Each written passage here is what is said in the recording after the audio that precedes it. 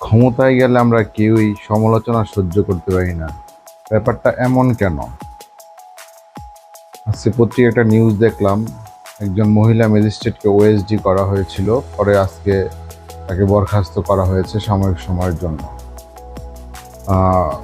মহিলা ফেসবুকে একটা পোস্ট করেছিলেন ডক্টর মোহাম্মদ ইউনূসকে নিয়ে।